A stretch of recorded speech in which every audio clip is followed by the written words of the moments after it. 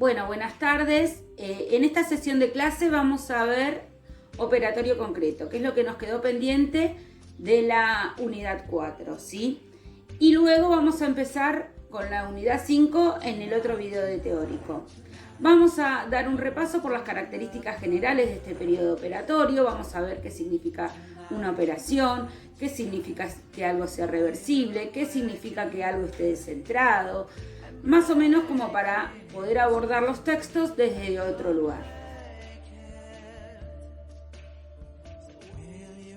Bueno, como vieron en la diapositiva, una operación es una acción interiorizada. ¿Qué quiere decir esto? Que va a ser una reconstrucción de las acciones sensoriomotoras mediante la función semiótica.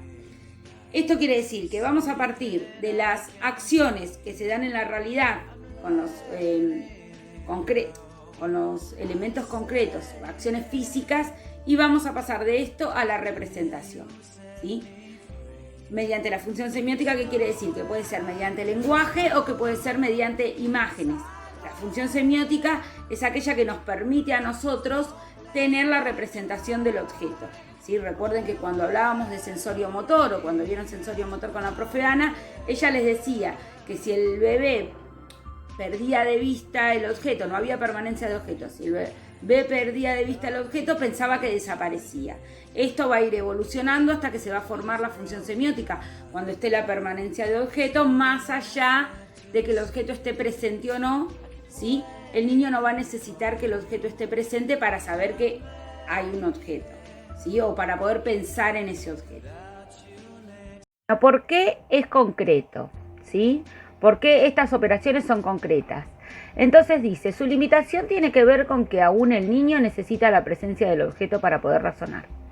Y vamos a tomar como ejemplo el problema que está al costado, ¿sí? Dice, si Camilo es menos pesado que Nicolás y más pesado que Tomás, ¿cuál es el más pesado? La niña no puede hacer este planteo desde el operatorio concreto en abstracto, ¿sí?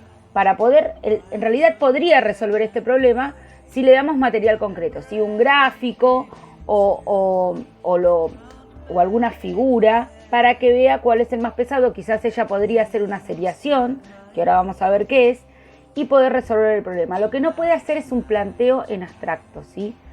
Vamos a ver después, cuando ustedes vean el operatorio formal, van a ver cómo se dan los planteos para este problema, y estos planteos que requieren de ciertas preposiciones no se pueden dar todavía en esta etapa.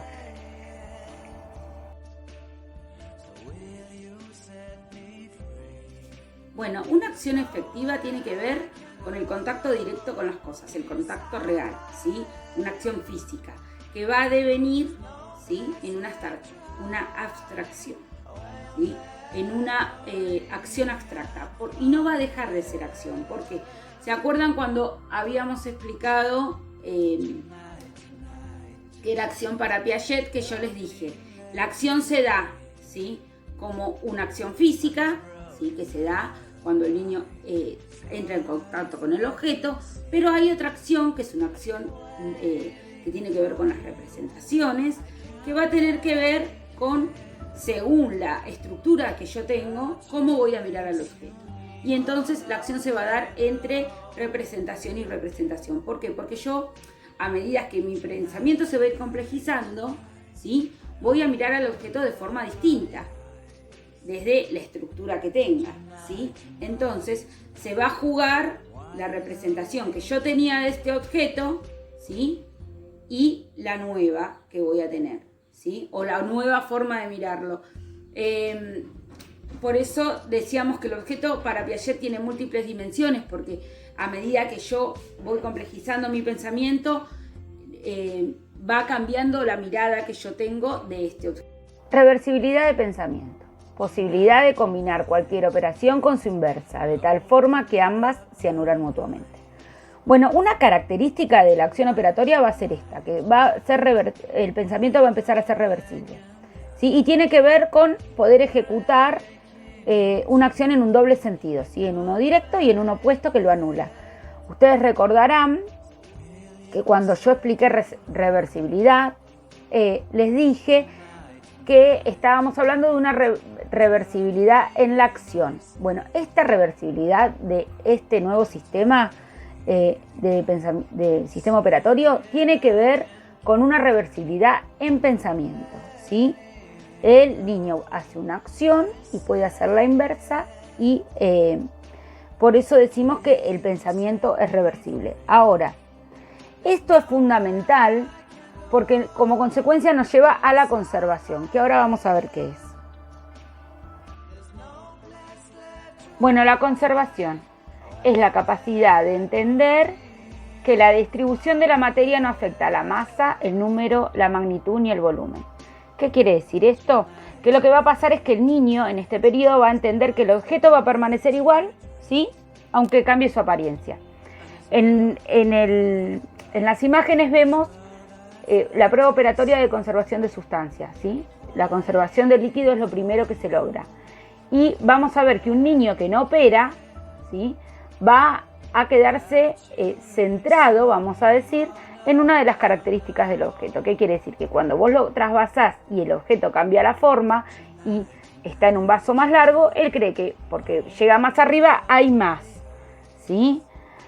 A los 7 años más o menos pueden empezar a entender, ¿sí?, que al pasar, cuando pasamos el agua de un lugar a otro, va a cambiar la forma, pero el contenido del líquido va a seguir siendo el mismo, o sea, la cantidad del líquido que hay, ¿sí? La conservación del número se va a dar después de esto y va a tener que ver más con lo que habíamos dicho de los jugadores. ¿Recuerdan qué hay más? Por ejemplo, jugadores o jugadores vestidos de negro, ¿sí? Él se va a dar cuenta al poder seriar, al poder clasificar de esto. Y después las nociones de conservación se van dando, primero se da la de sustancia, más o menos a los 7, después la de peso se da más o menos entre 9 y 10 años, y la de volumen 11, 12 años. ¿Sí? Se van a ir dando estas nociones de conservación. Bueno, la conservación se va a dar también a partir de esto que llamamos descentración, ¿sí?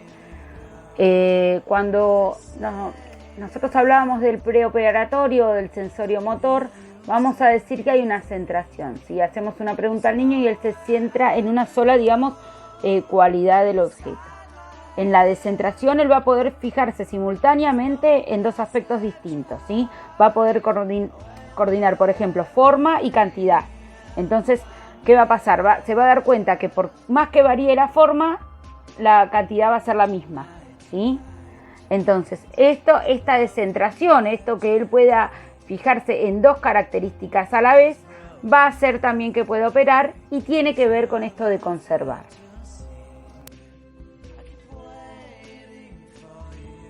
Bueno, entonces vamos a decir que el niño va a empezar a organizar el mundo en este periodo de operaciones concretas a través de la conservación, la seriación y la clasificación.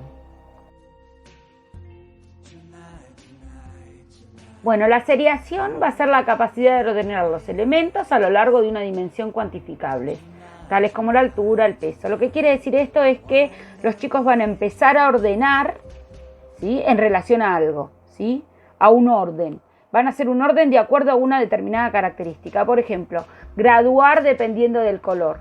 O como los ejemplos que vemos en las fotos, que va a ser un mayor a menor o menor a mayor. ¿Sí? Va a establecer una relación para poder hacer una seriación.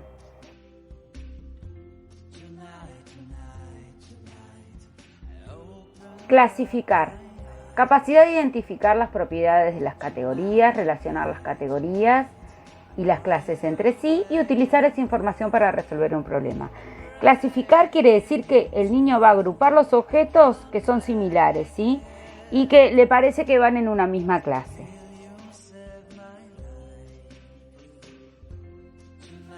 Bueno, para poder clasificar, el niño lo que va a tener que hacer es relacionar las partes con el todo. Si ustedes se acuerdan, nosotros habíamos visto un ejemplo de los jugadores en la cancha de fútbol, ¿sí? Y yo les había dicho que si un nene no operaba y nosotros le preguntábamos qué había más, jugadores o jugadores vestidos de negro, como los jugadores estaban extendidos en la cancha, ellos iban a decir que había más jugadores vestidos de negro. Ahora, con esta nueva forma de mirar desde esta estructura, el niño se va a dar cuenta que el todo es jugadores y que vestidos de negro es una subclasificación que está dentro de los jugadores. Los que están vestidos de negro también son jugadores. Entonces, esto es operar, poder hacer esta clasificación. Esto tiene que ver con que él está descentrado y se puede empezar a fijar en distintas cualidades. No se fija en una sola cosa. Las limitaciones de este periodo del operatorio concreto van a tener que ver con que el pensamiento no es generalizable. Y esto tiene que ver con que precisamente el pensamiento es concreto, tiene que ver con una actualidad, ¿sí? Con un real, con un aquí y ahora. Por eso no lo puede generalizar. Para poder generalizar tendría que poder abstraer, ¿sí? La otra característica es que parte de lo real a lo posible, pero no formula hipótesis. Y esto va a tener que ver con los planteos proposicionales que va a hacer en el periodo que viene, ¿sí? Poder plantear si tal cosa es parecida a tal cosa, entonces tal otra. No nos vamos a meter ahí, pero es más o menos esto, ¿sí? Es como plantearse distintas hipótesis para la solución de problemas. Esto todavía no lo puede lograr. Y no puede juntar dos tipos de reversibilidad, ¿sí? Va a ir de a una.